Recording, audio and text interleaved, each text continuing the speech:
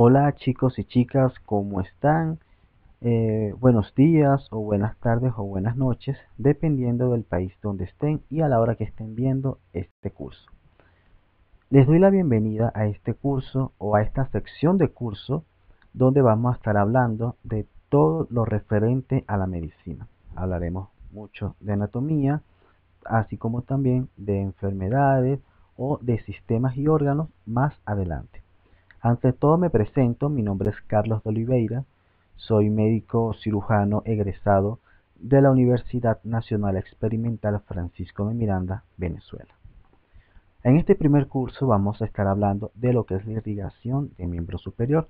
A su vez, como ya lo pudieron notar, va a estar dividido en 6 lecciones, donde la primera lección va a estar dada por hombro, la segunda lección estará dada por el brazo, luego hablaríamos de la irrigación del antebrazo, de las manos, posteriormente de lo que es todo el sistema venoso del miembro superior y por último terminaríamos con los nódulos linfáticos. Sin más nada que decir, empecemos esta primera sección o esta primera lección con lo que es la irrigación del miembro superior en su parte de hombro. Antes que todo vamos a hablar de una pequeña introducción donde debemos entender que la irrigación sanguínea del miembro superior tiene su origen directamente en la arteria subclavia y que esta arteria subclavia va a dar posteriormente a la arteria axilar y que esta arteria axilar va a descender y se va a cambiar su nombre a las posteriores ramas que serían braquial, radial, ulnar o cubital más 2 arcos palmares. Antes que todo, para hablar de las arterias o de los tipos de arterias, tenemos que mencionar cómo están distribuidos o cómo son los tipos de vasos. Hablamos de vasos a todos aquellos sistemas que se van a encargar de lo que es irrigación, es decir, mencionamos tanto arterias como a venas. Y que cada uno de ellos va a tener sus características que la van a determinar y la van a diferenciar una de las otras. En este cuadro podemos observar que vamos a encontrar arterias, venas y los capilares y las diferencias que hay entre cada una de ellas. Por ejemplo, hablamos de una túnica externa, de una túnica media y de una túnica interna. Las arterias, en cuanto a su túnica externa, es menos gruesa que el de las venas. Como ya lo vemos aquí abajo, el de las venas, su túnica externa va a ser más gruesa que el de las arterias. En cuanto a la arteria, la túnica externa va a tener una función de protección al igual que el de las venas. La túnica media de la arteria va a ser una capa más importante o es la capa más importante y la más gruesa, mientras que el de las venas se invierte siendo su grosor mucho menor. A su vez, esta túnica media de la arteria va a estar dada por músculo liso y inervada por el sistema nervioso autónomo, al igual que el de las venas. No hablamos de los capilares porque, como pudieron observar, los capilares no presentan ni túnica externa ni túnica media. Y en cuanto a su túnica interna, tenemos que las arterias son lisas, es decir, que no presentan ningún tipo de válvulas, mientras que el de las venas van a estar dada o presentada por válvulas que van a impedir el retorno venoso. ¿Por qué están estas válvulas? Recuerden que las venas van a trabajar en función o en contra de la gravedad. Es por esa razón que, necesitan las válvulas para que en el momento que va a ascender la sangre, las válvulas estanquen las válvulas van a estancar la sangre para que no se haya un acúmulo o un retorno venoso inadecuado. ¿Qué pasa cuando estas válvulas se dañan? Es lo que nosotros conocemos como las varices, sobre todo varices de miembros inferiores. Estas varices lo que van a ocasionar es que estas válvulas de estas venas están completamente dañadas, por lo tanto va a haber un emposamiento o va a haber, digamos, como especie de un retorno venoso inadecuado, promocionando que las venas se inflamen. o que se inflamen. Y por último, vamos a tener que los capilares sí van a tener endotelio. Entonces, un breve repaso, hablamos que la túnica externa de las arterias es menos gruesa que el de las venas. La túnica media, el de la arteria es mucho más grueso que el de las venas. Ambos van a estar constituidos por músculo liso y sistema nervioso autónomo, y que la túnica interna, las arterias no presentan válvulas, las venas sí presentan válvulas y los capilares solamente van a estar formados por la túnica interna.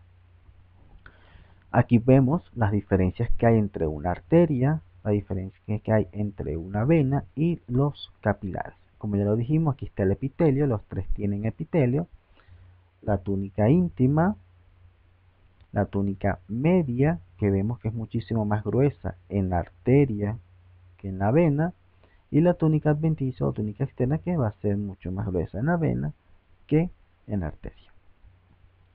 Ahora sí, entrando en tema, vamos a hablar un poco de lo que es la arteria subclavia. Y debemos entender que la arteria subclavia van a ser de dos métodos distintos dependiendo de su localización. Es decir, la arteria subclavia derecha nace de un punto distinto a la arteria subclavia izquierda. Podemos decir que la arteria subclavia derecha va a nacer justamente del tronco brachiocefálico. ¿Por qué denominamos tronco brachiocefálico? Este tronco brachiocefálico va a estar, este es el callado aórtico. Bueno, hablemos un poco. Hacia este lado va a estar el corazón, del corazón va a nacer lo que es la arteria aorta.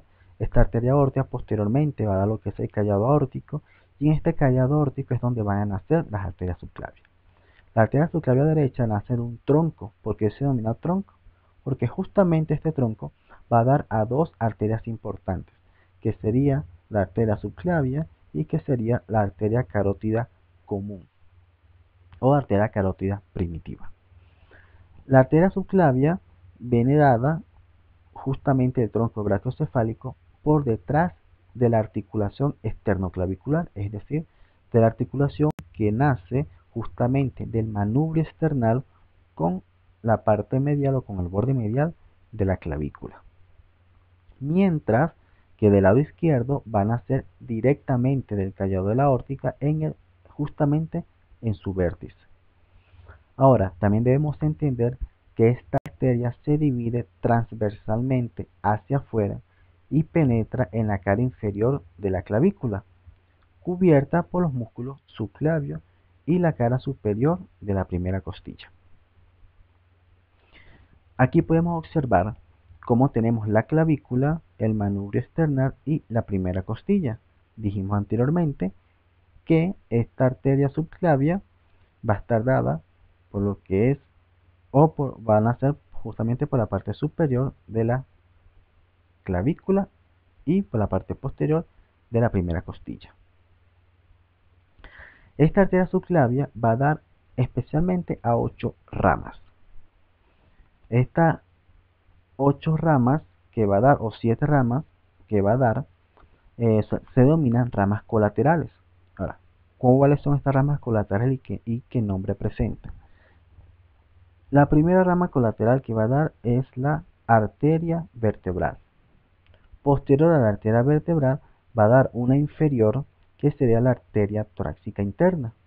Luego va a dar a un tronco que se denomina tronco tirocervical y que a su vez tiene 3 porciones que son las más importantes. La primera porción sería la arteria supraescapular, que va a estar anastomosada con la arteria subescapular, que ya la vamos a mencionar posteriormente. La segunda rama importante que va a dar es la arteria dorsal de la escápula. Y por último, la arteria tiroidea inferior. También va a dar una pequeña rama en su parte inferior, que sería la arteria costocervical. Ahora, hay diferencias en cuanto a su dirección, es decir, no es lo mismo la dirección que va a presentar la arteria subclavia derecha que la arteria subclavia izquierda. ¿Por qué? La arteria subclavia derecha va a ser oblicuamente o se va a dirigir oblicuamente hacia afuera y hacia arriba, o es decir, superolateral. Posteriormente a que se dirige superolateral, entra una porción que pasa a ser completamente horizontal, que es esta que estoy señalando en este momento. En esta porción horizontal va a atravesar a los dos músculos escalenos, que serían estos músculos que vemos de este lado. Una vez que atraviesa estos músculos escalenos, la arteria subclavia pasa a ser nuevamente oblicua, pero esta vez va a ser lateral e inferiormente.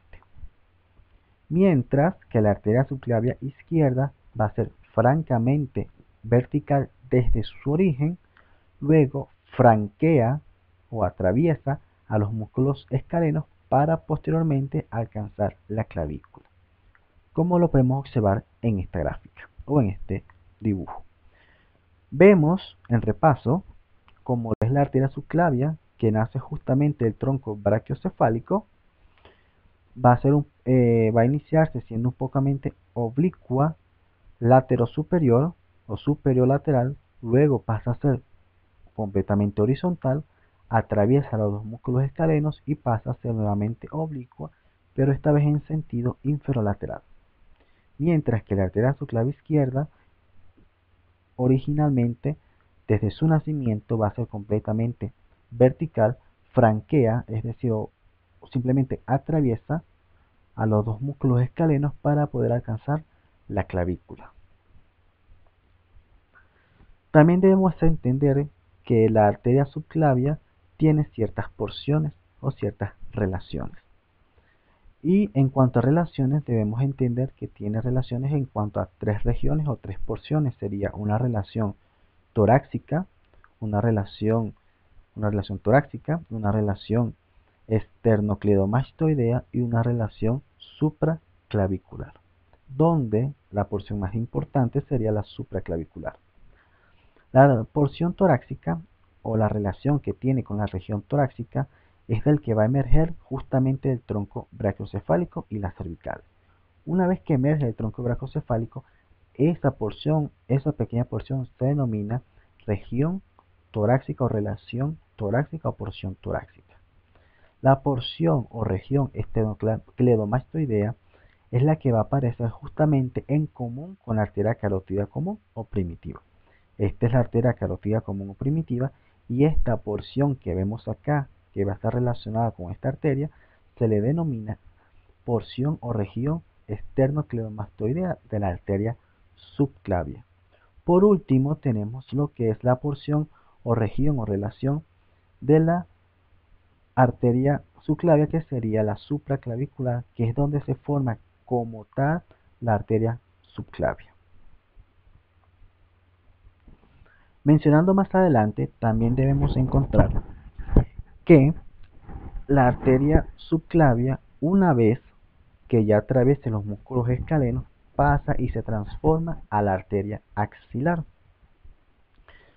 Y hablando de origen, o cómo de nosotros denominaríamos el origen de la arteria axilar, bueno, diríamos, o lo que dicen las literaturas, esta es una imagen dada por lo que es el Atlas de Netter, pero su contexto va a estar dada por múltiples biografías, por Rouvier, Latarjet, Sobota, incluso el Netter. El origen de la arteria axilar van a ser a partir de la parte media de la clavícula, como continuación de la arteria subclavia.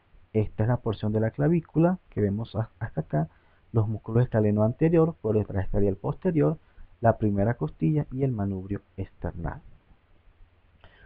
Va a descender hasta el hueco o la fosa axilar para terminar justamente en el borde inferior, ya sea del pectoral mayor, dorsal ancho o redondo mayor, dependiendo de la bibliografía que hablemos. Por ejemplo, Del Rouvier menciona que simplemente la arteria axilar termina en el pectoral mayor o en el dorsal ancho, mientras que en el Latarjet habla del redondo mayor, donde después que atraviesa lo que es el borde inferior de cualquiera de estos tres músculos, pasa a ser denominada arteria braquial o arteria humeral.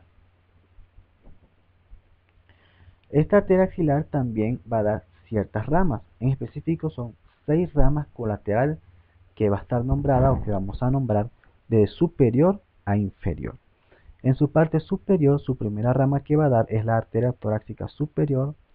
Posteriormente da lo que es la arteria toracoacromial. Seguimos con la arteria torácica lateral, la arteria subescapular, la arteria circunfleja anterior y la arteria circunfleja posterior. Vamos a hablar de cada una de ellas, así como de estas 3 nomenclaturas que están viendo acá, que son las 3 porciones que presenta la arteria axilar. También cabe destacar que la arteria axilar se halla acompañada en toda su extensión por la vena axilar y los ramos principales del plexo braquial.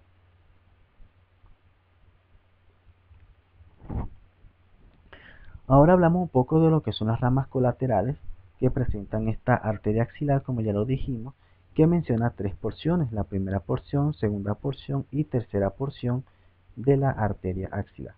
Ahora, ¿cuáles son los límites o cómo sabemos nosotros que estamos hablando de una primera porción, de una segunda porción y de una tercera porción? Pues estaríamos hablando de la siguiente manera. La primera porción va a estar limitada desde el borde lateral de la primera costilla. Aquí está la primera costilla, su borde lateral, desde el borde lateral de la primera costilla, donde justamente nace la arteria axilar, cuando sale la arteria subclavia de los músculos escalenos, hasta el borde medial del pectoral menor.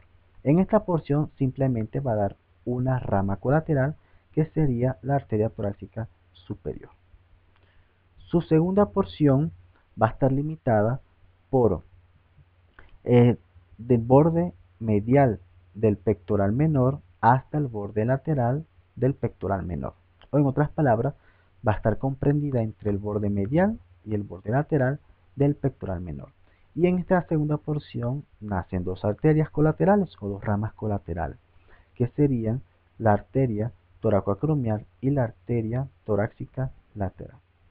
La última porción estaríamos hablando que van a ser desde el borde lateral del pectoral menor hasta el borde inferior, ya sea del músculo redondo mayor o pectoral menor,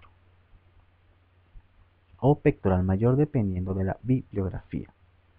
Y esta porción, esta tercera porción, va a dar a 3 ramas colaterales que serían la subescapular, la circunfleja humeral anterior y la circunfleja humeral posterior.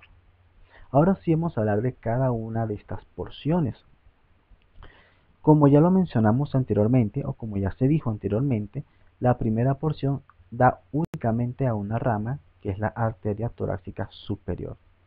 Esta arteria torácica superior va a nacer de la cara anterior de la arteria axilar, cerca del borde inferior del músculo subclavio, donde va a atravesar a lo que es la fascia clavipectoral y se distribuye, pero un momento que no sale el marcador acá, aquí está, y se distribuye justamente,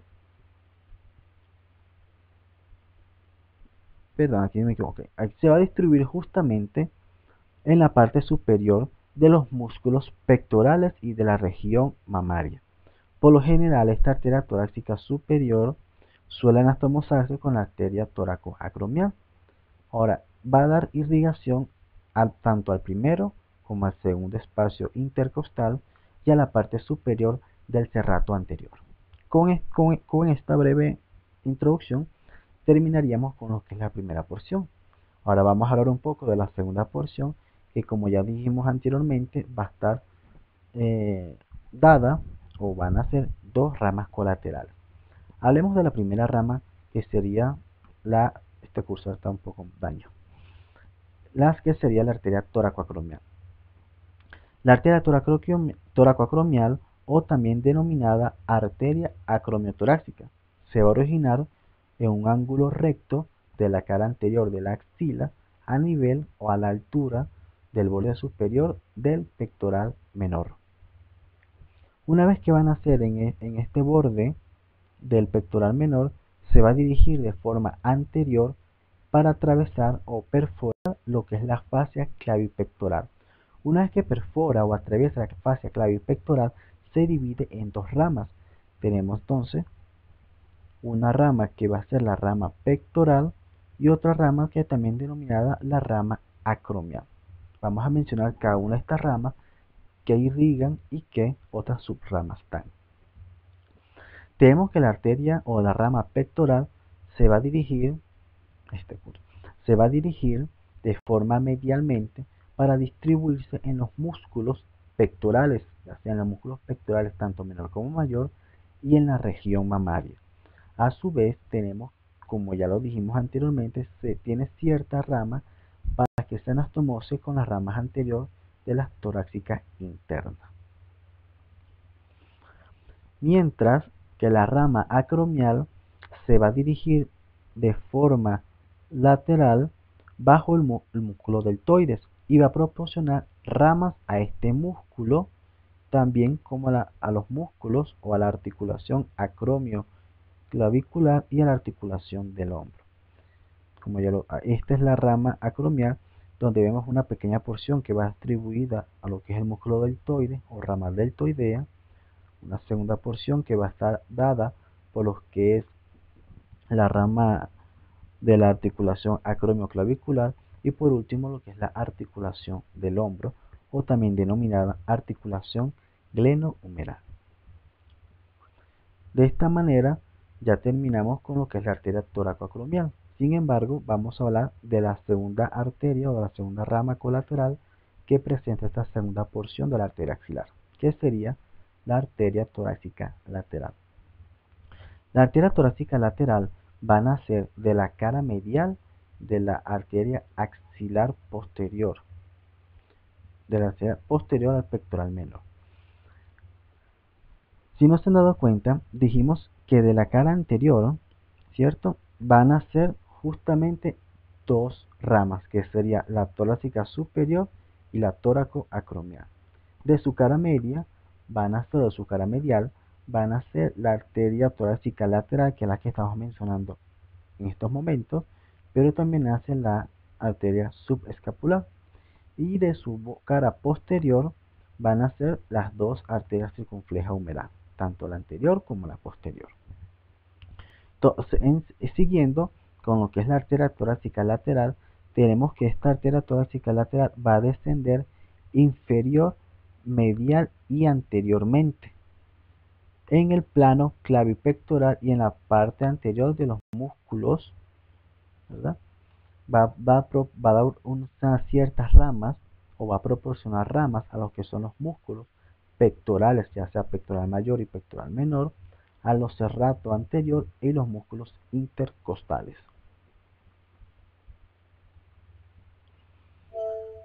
Tenemos que esta arteria torácica lateral se va a anastomosar con las arterias torácicas superior e intercostales posteriores. En un momento vamos a ver si aquí perfecto, aquí está el cursor. Ya hablando, ahora que terminamos la segunda porción, hablemos de la tercera y última porción que presenta la arteria axilar.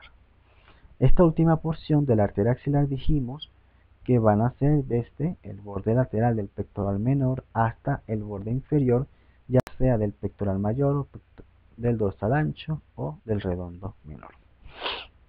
Dado esto, tenemos que la primera rama colateral que da la tercera porción de la arteria axilar sería la arteria subescapular.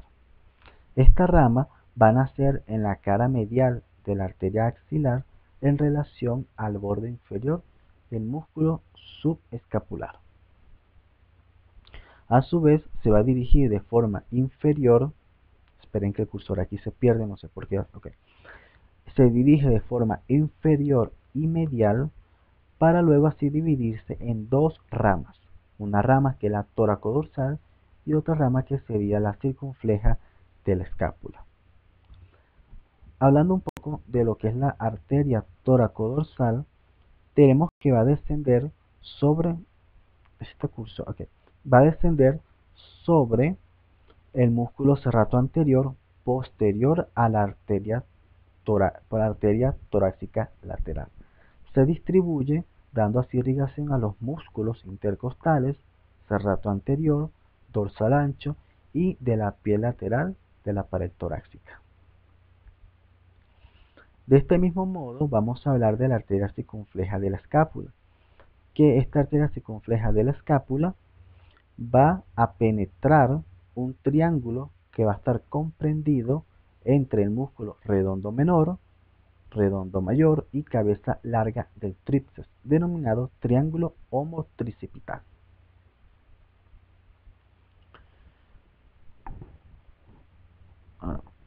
La arteria subescapular, una vez que atraviesa este triángulo, que lo dijimos anteriormente, que es el triángulo homotricipital, se va a dividir en tres ramas. Una rama anterior que va a estar destinada para el músculo subescapular, una rama posterior o medial que va a estar destinada, aquí no se ve porque está en la parte posterior, pero ahorita ya la vamos a ver en la última diapositiva. Una rama posterior o medial que va a estar dada para los músculos de la fosa infraespinosa. Ahora, ¿qué músculos forman parte de esta fosa infraespinosa? Son el músculo infraespinoso, el músculo redondo menor y el músculo redondo mayor. Ahora, esta rama posterior o medial se anastomosa con la arteria supraescapular, que es rama de la arteria subclavia. Como ya lo dijimos anteriormente, tenemos lo que es la arteria supraescapular, que es esta que están haciendo acá, rama de la arteria o colateral de la arteria subclavia, pero que nace del tronco tirocervical.